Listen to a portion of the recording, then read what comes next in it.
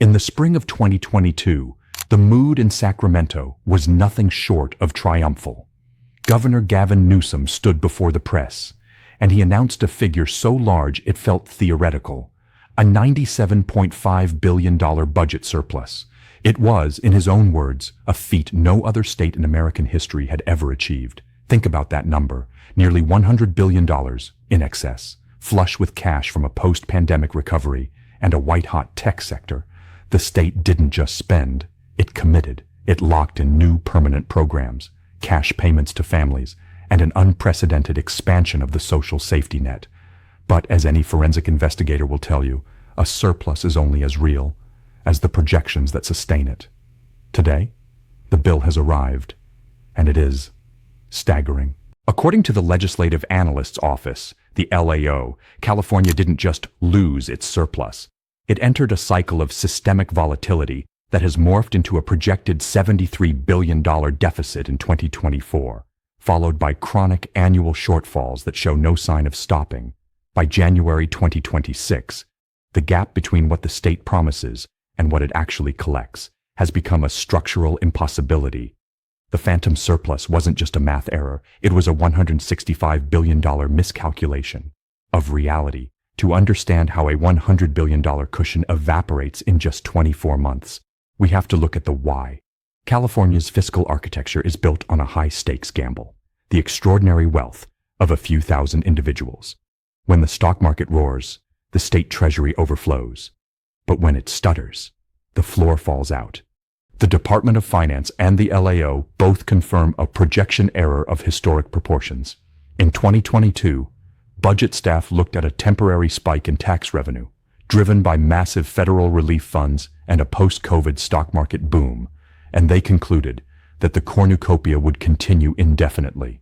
They projected revenues from the state's three biggest sources, personal income, corporate, and sales taxes, would top $200 billion annually through 2026.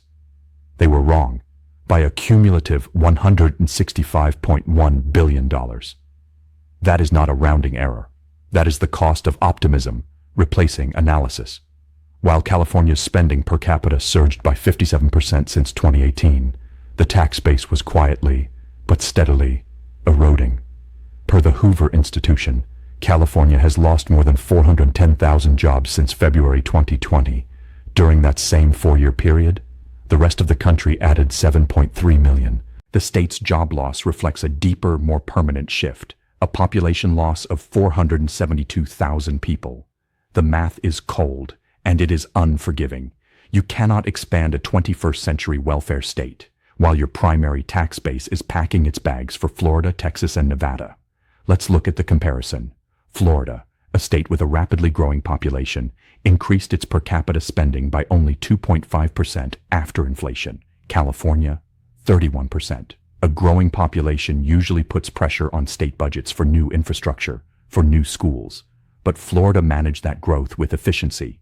California, with a shrinking population, chose to explode its spending. This is the definition of unsustainable choice. But this isn't just about revenue. It's about a regulatory friction that prevents the state from even knowing exactly what it owes. The 2021-22 state audit was nearly a year late. In fact, California hasn't respected a federal audit deadline for several years. State Controller Malia Cohen hopes for improvement by 2025, but some insiders in Sacramento say the state won't even be compliant with financial reporting until 2032. The reason? A delayed implementation of new financial software called Fiscal. It was supposed to be the source of truth, but instead, it has become a black hole of delays. When the auditors finally did finish their review, they found a $29 billion understatement in liabilities. Read that again. The state missed $29 billion in debt. The culprit, the Employment Development Department, or EDD. This is a system so chronically dysfunctional, it has undergone 5 independent audits in the last decade. During the pandemic, the EDD paid out roughly $30 billion in fraudulent unemployment claims. And yet, no one in state leadership is demanding real accountability. No one has been held responsible for the single largest loss of taxpayer funds in California history. This is the invisible collapse. It's a failure of internal controls, a failure of oversight, and a failure of basic math. When the top of the barrel leaks, the bottom goes dry. This is the whole barrel crisis. In January 2026, the governor's budget proposal attempted to paper over the deficit with a rosy forecast. It projects $9 billion more in revenue than the LAO thinks is possible. The governor is banking on the AI boom to last forever. He's betting that Nvidia, Apple, and Google will continue to drive stock prices and capital gains taxes into the stratosphere. But if the market turns, the LAO warns that the true figure is closer to an $18 billion deficit.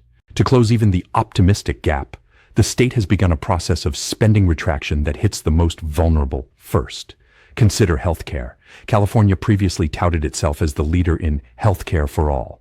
But under the 2026-27 proposal, the state is responding to federal cuts by transitioning approximately 200,000 immigrants, including refugees, asylees, and survivors of human trafficking, out of full-scope Medi-Cal. They are being moved to emergency and pregnancy-only care. This creates a tiered system of human value based entirely on systemic volatility. It turns out that universal promises require universal solvency, and the collapse spreads. In education, the state is using accounting gimmicks known as settle-ups. They are essentially delaying $5.6 billion in promised funding to K-12 schools, pushing the debt into future years. This occurs in a state where, despite an education budget exceeding $120 billion, only 1 out of 4 children is proficient in math, English, or science. In housing and homelessness, the situation is even more dire. The state has spent $24 billion on homelessness since 2020, with almost no measurable reduction in the unsheltered population. Now, the budget slashes affordable housing spending by 56%. The $1 billion grant to cities and counties, the one they use for shelters and services, that's been cut in half. And then, there's the climate budget. Since 2022, the state has reduced its climate commitments by nearly $15 billion. Programs for coastal resilience, wildfire preparation, water security, all sacrificed to bridge the gap created by the phantom surplus. Finally, look at the shadows of the justice system. The calculus of reality becomes truly haunting here. It now costs you, the California taxpayer, $133,000 per year to incarcerate a single prisoner, while the state cuts health care for refugees and delays funding for school children. It spends 6 figures per year on every cell in the state. What is the cost of a structural deficit to you, the average citizen? It isn't just an abstract number in a Sacramento ledger. It is a tax on your purchasing power and a theft of your time. To maintain this level of spending, California has permanently raised the top income tax rate to 14.4%. That includes a mental health tax and an uncapped state disability tax. This isn't inflation. This is a pay cut. For the middle class, it manifests as systemic atrophy. You pay for the highest funded schools in the nation, but receive some of the lowest educational outcomes. You pay for the most expensive infrastructure projects, like the high-speed rail, which is now projected to cost over $120 billion with no completion date in sight. The rainy day fund, which currently holds about $14 billion, is being tapped, not for a natural disaster, not for an earthquake or a fire, but to cover a structural failure. The governor calls this optimism. The LAO calls it alarming. According to the experts, California faces a structural gap of $20 billion to $35 billion every single year for the foreseeable future. This is the strategic trap. The state has committed to permanent spending based on a one-time revenue spike. It has built a lifestyle it can no longer afford, and the only way out is to borrow from the future, or tax the present, until the state becomes a shell of its former self. As we move deeper into 2026, the administration continues to point toward the encouraging signs in the economy. They are banking on a miracle of silicon.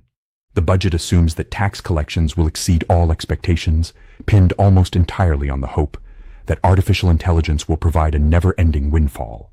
But optimism is not a fiscal strategy. History teaches us that prosperity, if taken for granted, vanishes as quickly as it arrives. The reality is a structural trap. California is currently spending about $20 billion more per year than it collects in revenue. Think of the state like a family, one that took out massive loans on their credit cards to finance a lavish lifestyle, convinced they would win the lottery every year. The lottery win didn't come. But the debt is very real. The state is now kicking the can, delaying payments to schools, shifting payroll dates, and using one-time reserves to pay for ongoing programs. But you can only move the shells around for so long before the table is empty. The day of reckoning hasn't just been forecast. It is being lived, right now, by every Californian who sees their services cut and their taxes rise, in the gaps in healthcare, in the settle-ups in our classrooms, in the 410,000 missing jobs, and in the $29 billion in lost liabilities. The bill has been served. California told you it had a $100 billion surplus. The math proves it was a ghost. The only question left is, when the phantom finally vanishes, who will be left to pay the price?